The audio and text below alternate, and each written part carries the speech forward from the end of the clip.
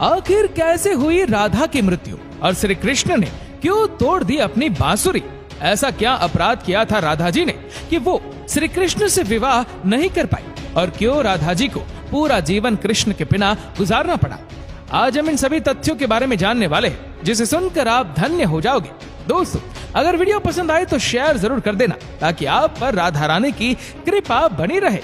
दोस्तों, कहा जाता है कि राधा जन्म से अंधी थी और स्वर्ग लोक से यह वचन लेकर ही पृथ्वीलोक आई थी कि जब श्री कृष्ण की प्रथम दृष्टि उन पर पड़ेगी तभी वो संपूर्ण जगत को देखेगी, अन्यथा नहीं। तो देखा आपने कैसे शुरुआत से ही दोनों एक दूसरे से जुड़े रहे। बचपन से ही कृष्ण अपनी लीलाओं और बांसुरी की मधुर धुन से पूरे बरसाना वासियों का मन मोहित करते रहते हैं। और राधा और कृष्ण तो 8 साल की उम्र से ही अपने प्रेम का आनंद लेने लगे थे। श्री कृष्ण को अपने जीवन में राधा और बांसुरी दो ही सबसे प्रिय थे, जो आपस में एक दूसरे से गहराई से जुड़े थे।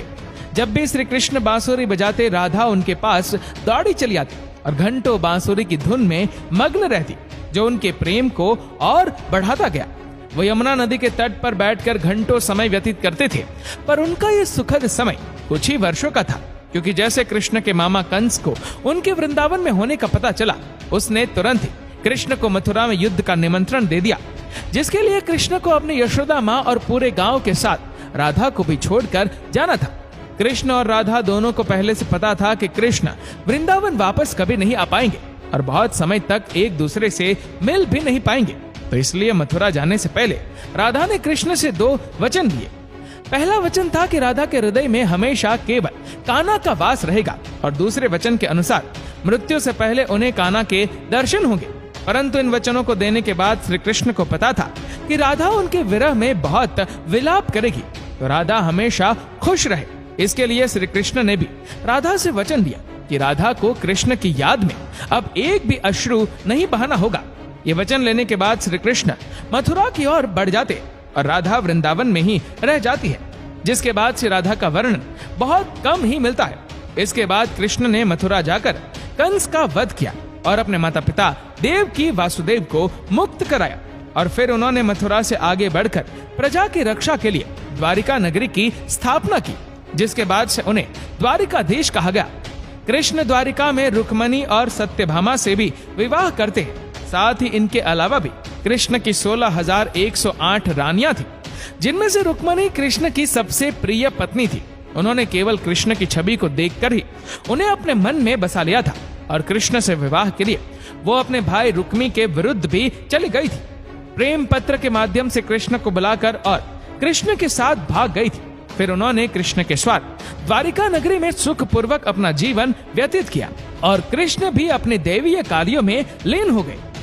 दोस्तों, आजकल तो हम भौतिक विवाह को ही सच्चे प्रेम का माध्यम मानते हैं, पर राधा और कृष्ण तो एक ऐसी मिसाल है जिन्होंने तो कभी विवाह ही नहीं किया केवल अपने मन और हृदय से एक दूसरे को प्रेम किया, और उसी सच्चे प्रेम से एक दूसरे से हमेशा बंधे रहे।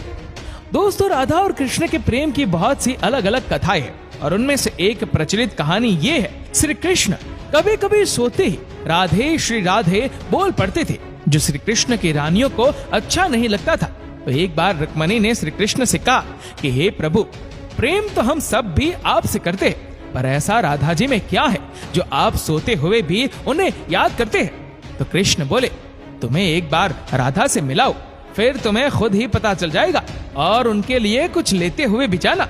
जिसके बाद रुक्मणी राधा जी के लिए बहुत गर्म दूध ले जाती है और राधा के महल के द्वार पर पहुंचती है, जहां वो तेज और ओजवान स्त्री को खड़ा देखती है, तो उनसे पूछती है कि क्या आप ही राधा हो? तो वो कहती है, नहीं, मैं राधा नहीं, उनकी सेविका हूँ। राधा रानी तो 7 द्वार के अंदर मिलेंगी। तो रुक्मणी जी 1-2 करके ऐसे सभी द्वारों को पार करती जाती है। दोस्तों, जब वो राधा रानी के कक्ष में पहुंचती है, तो उन्हें पता चलता है कि राधा कई रातों से कृष्ण नाम जपते हुए जागती रही है, और अभी ही उन्हें निद्रा आई है।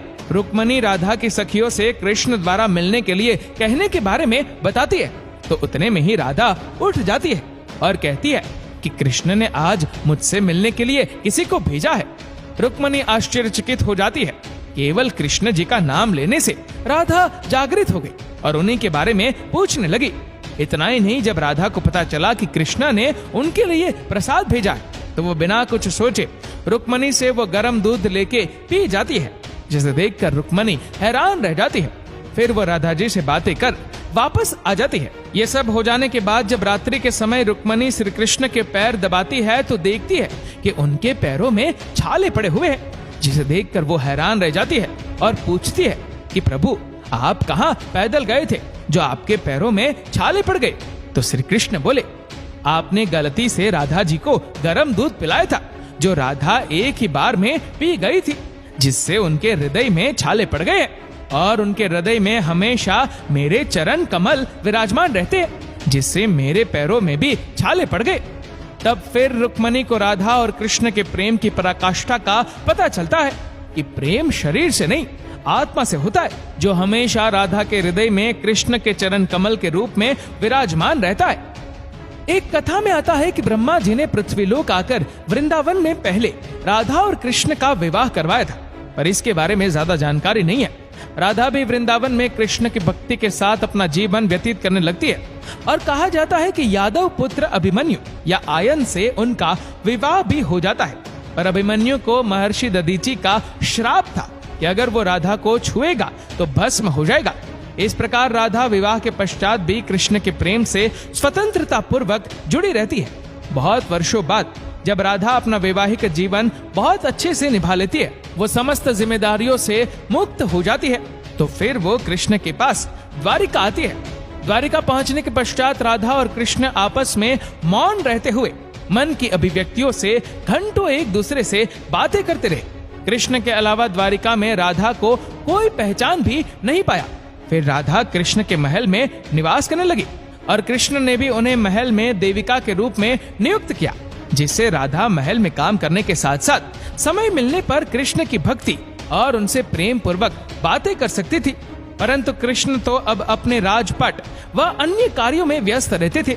दूसरी ओर राधा अपने पुराने कृष्ण को ही याद करती थी, तो कृष्ण का पुराने दिनों जैसा साथ ना पाकर राधा कामन और अधिक व्याकुल रहने लगी और उन्हें डर सताने लगा कि कृष्ण की जो मनोहर छवि उनके हृदय में है वो कहीं धूमिल ना हो जाए।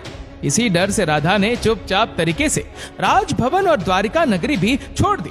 जिसके बाद ऐसे ही कुछ समय और बिताने के बाद जब राधा का अंतिम समय पास आने लगा, तब उन्होंने कृष्ण का स्मरण कर उन्हें अपने वचन की याद दिलाई।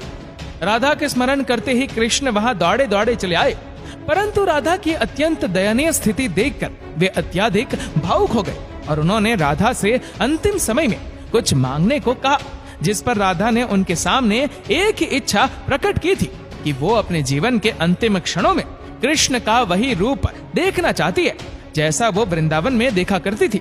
वो उन्हें वहीं बांसुरी की मीठी धुन बजाते हुए सुनना चाहती है।